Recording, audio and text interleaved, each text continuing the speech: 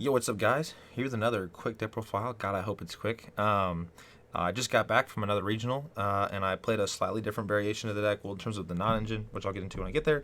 Yeah, I got second today. 5 rounds. My matchups were round one, Rescue Ace.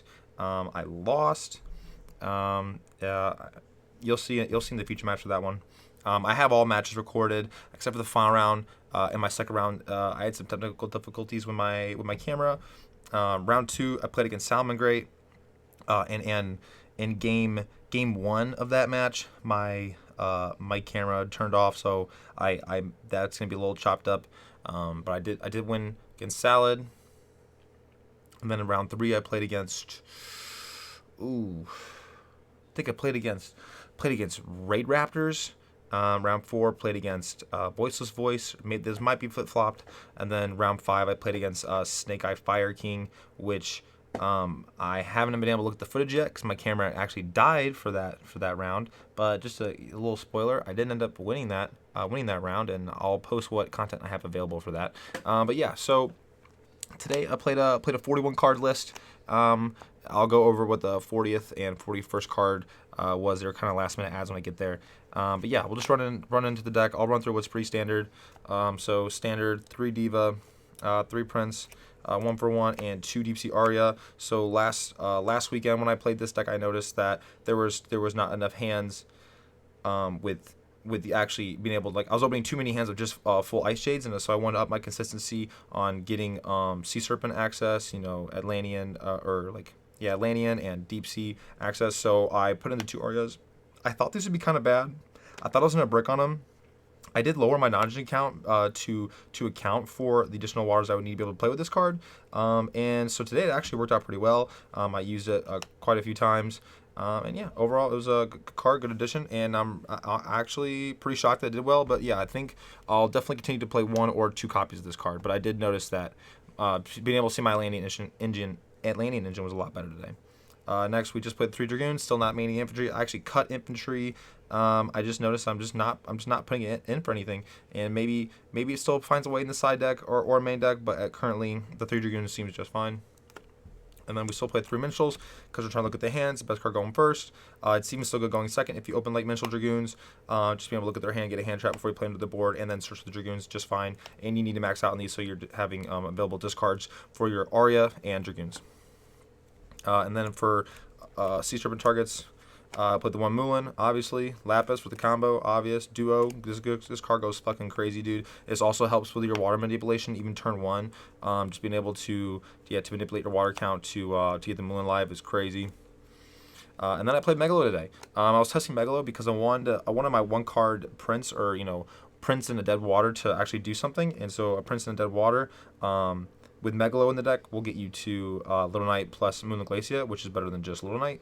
And it never came up, at least like that specific scenario. And I think like the one time, I may have summoned this card twice today. One time I summoned it, it didn't matter, it didn't do enough. And I kind of bricked on it a couple times, so I don't know if it'll continue. I feel like I want to try this card out one more time, but yeah, so not too sure there. In theory, it helps with raising the ceiling of like some of your worst hands, but yeah, not too sure about the Megalo going forward. And so that's it for like Sea Serpents. Next into Icejade, standard 3 Ran, best Icejade, 1 Tremora. I didn't feel like I wanted to test lower count of Tremoras, and I felt like it was fine today. A lot of the times you open Cradle, or like Manifest, then you usually have a way to get to Tremora anyways if you have the Prince.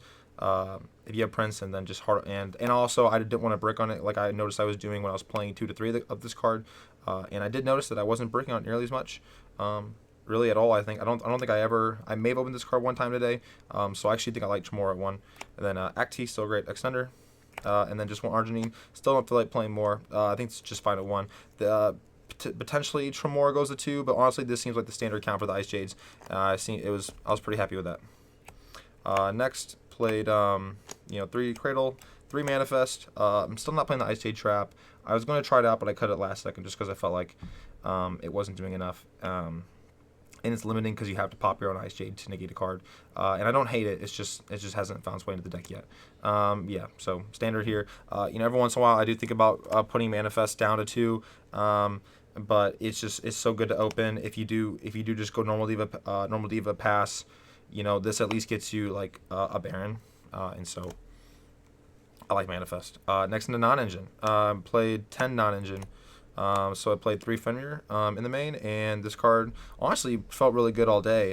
Going first, it's a body. It's still an interruption. It can give you card economy, and it'll allow you to search Fenrir that you can use for like 1-for-1. And yeah, I really liked it. Fenrir is good, and going second, it was really good because it required your opponent to use 1 or 2 interruptions. And it's just nice having something you can use before you even play your actual deck. And next we've got 3 droplets here. And I guess real quick I'll just show you 1 tactics and 3 imperm. We're playing 1 tactics because we play a single copy of Thrust in the side deck. I only have 1. But yeah, so basically the theory I was going in here with was I felt like I wanted to test out Droplet. That was like the main non-engine card I wanted to play. And so when thinking about how I want to play this card, I was like, well, it works really well with your divas because you can use Droplet to send your diva to dodge targeting effects. And then you also have a ton of spells you can use to pair with the Droplet when you activate them, that you can pair with the Droplet to negate as well. And so I wanted the rest of my non-engine to work around Droplet. Also, another reason I wanted to play Droplet was because I like that when you're going second, even if you don't open discard waters, you can just open Droplet into water and Aria, and then use Droplet, send a water, and then banish off Aria to search. So it also helps you get into your engine. And so another reason, and so basically how I ended up going was I wanted to play non-engine that worked around the Droplet. Originally, I was thinking of doing 3 Nib and 3 Imperm, and that wouldn't have been bad either because, Nib hits the board and is a card on board, and so you can send the Nib with the Droplet for negation, as well as like with Imperm, if you open the Droplet and you draw Imperm for turn, you can activate Imperm and then also activate Droplet, sending the Imperm to get 2 negates that way. And so I like that the Imperm and Nib both work with the Droplet. But I was very interested as well to try out Fenrir. I like that it was a body. I like that it also got me additional resources. So even better than Nib, it can add a copy of itself that you can then discard off the Droplet. And then the reason I was also debating playing like 3 tactics and then cutting down on the Imperm or just not playing any hand traps in the main at all. But I felt like Imperm is just the strongest hand trap right now in terms of if you're just opening 1 because it dodges tactics, dodges cross out, can be used in your turn, can be paired with a Droplet, and then also and I also liked about it that it seemed like it just seemed like it was like the main hand trap that could end a turn on its own. I feel like Nibiru and Droll are Droll's just not good enough to main. I think I played Droll and it felt kind of bad all day. And then Nibiru, usually you need another card to pair with it, and so if I was just gonna have 1 hand trap, I want it to be one that wouldn't be able to trigger any of my opponent's cards and then punish me besides cross out. And yeah, so that was the theory for the non-engine today. And then yeah, just played the 1 tactics in the main. I was only at 1 because I have Thrust in the side deck, and then I just wanted a card that was an extender, a Punisher. It was good going first or second. I felt better than better than Call By. Call By is better going first, but I felt like Tactics would have been better going second, more than the Call By, and I was still good enough going first, so that's why I chose to main this instead of Call By. And yeah, so that was a non-engine. Honestly, I felt like I really liked the Fenrir and Droplets, but I think the direction you probably have to go with this deck is I think I plan on siding potentially the Droplets, but I think I definitely plan on the Fenrirs will stay in the side or main for sure. But I think the concept I need to go with is just accept the fact that I do have to play 12 hand traps in the main deck to deal with these big combo decks and not let them build their boards. And going first, I can side in the Fenrirs, or depending on the matchup, going second, I can side in the Fenrirs. But I think out the gate, I need to have the hand traps in the main deck, because these cards, it's like if you let these decks build, it just didn't seem like I was able to break through it plus their own non-engine, plus their own hand traps, and that seemed like the problem I was running into. Another reason why I wanted to play a lower count of the non-engine was because I was noticing that the Icejade cards, when the Icejade Atlanteans, when you open a fair mixture of them, it seems like you're actually able to break through a lot with just your engine. Like game 3 of my voiceless match, I had only engine cards. I broke through this whole board, and so I wanted to see how far I could take the water cards and see how far they could really go without stopping my opponent from playing, and just see like if I just have one of the like any of these 10 utility cards that basically just like allows Fenrir eats up interruptions plus works in a grind game, or Droplet to negate problem cards plus dodging imperm, and then the one hand trap that I can use going second if I top deck it, or potentially end a turn going second, which is also did do today. I did just have an imperm and it stopped their turn. And then there's talents as another card that would also be utility, just to allow me to keep drawing cards and playing. And so honestly, I felt like the deck did a good, when you open a good mixture of like the Atlanteans and Icejade cards. Honestly, it seemed like it did pretty well. And one thing I also need to take into account today is that my hands were a little awkward today.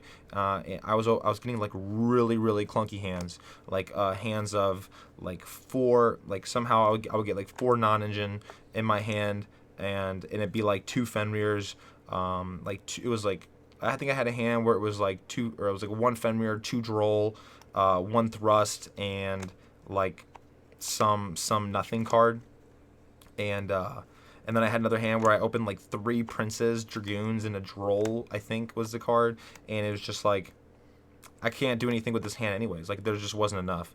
I was either opening all Atlanteans. That's what I noticed today. Really, was I was opening a lot of more Atlanteans and like no Icejades.